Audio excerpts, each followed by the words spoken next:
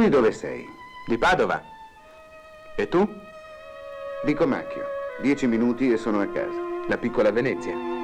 Pensa, sono qui da un mese e non ci sono mai stato. Com'è? Come vuoi che sia.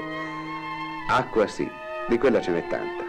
Ma per il resto, io ho 50 anni e me la ricordo sempre così. Case e acqua e miseria.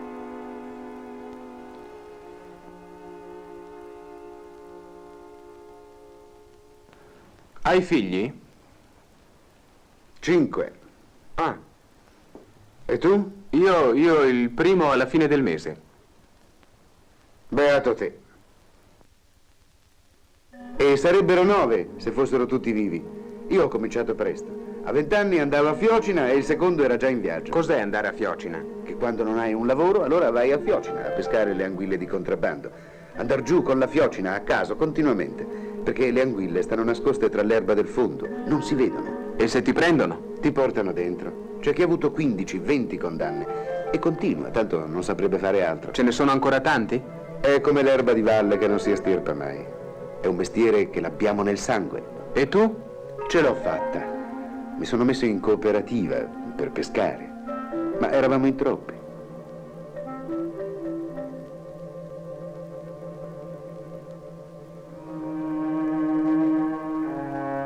Da quanto tempo fai il manovale?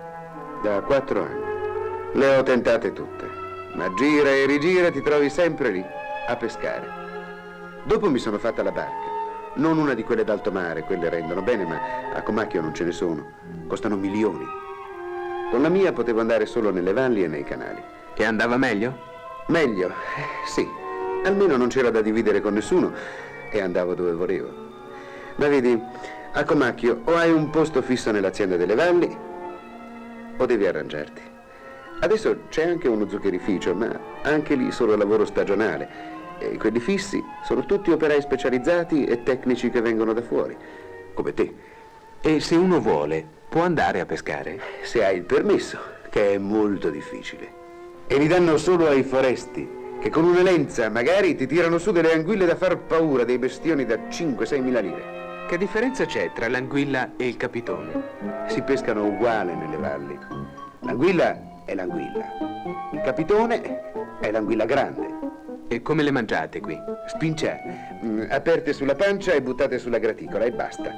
Non si mette altro, si cuociono nel loro grasso. Se no, le più piccole, pistà, si battono lungo la schiena senza aprirle. È il modo più sano, più buono.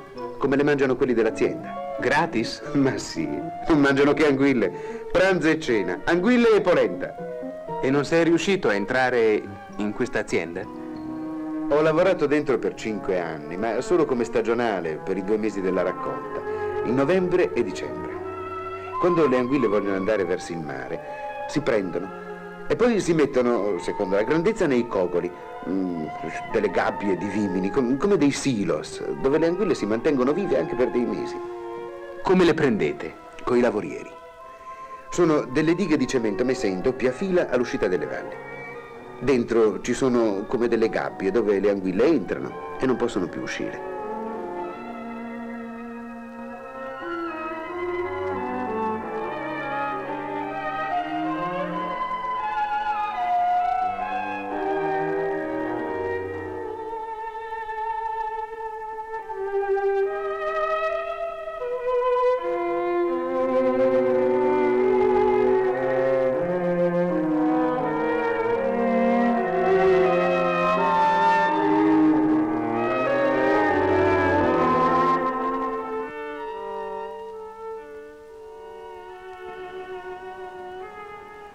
Mi piacerebbe il tuo mestiere. È difficile. Ma no. Cosa vuoi? Basta un po' di pratica. Vieni su, ti faccio vedere. Qui c'è lavoro ancora per 3 anni. E la gru da qui non si muove fino a che le idrovore non saranno finite. E allora, addio valle. E sarà finita anche la pacchia per i cacciatori. Perché? Andavi a caccia? Quella è roba da signori. Io andavo con loro ad accompagnarli in botte col barchino. Poche lire e qualche folaga. Ma perché roba da signori? Anch'io vado a caccia. Ah, ma non in botte? Un posto in botte costa biglietti da 1000, fino a $500,000 per una stagione. Però, ci sono molte folaghe qui. Quando c'è il passo col freddo, a migliaia, a decine di migliaia. E sono furbe.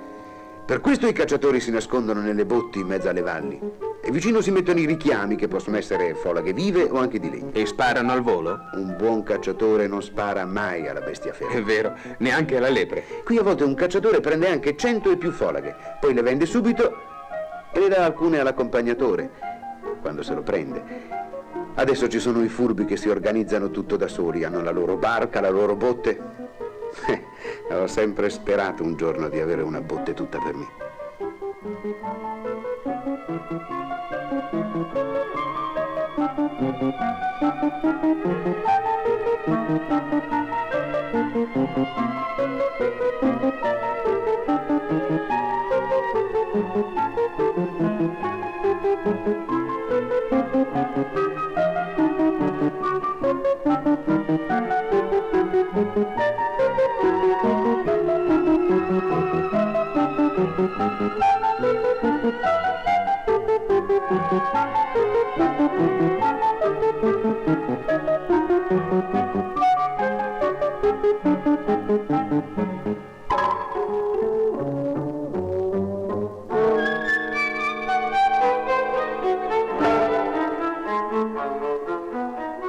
Va là, che hai già malinconia della valle.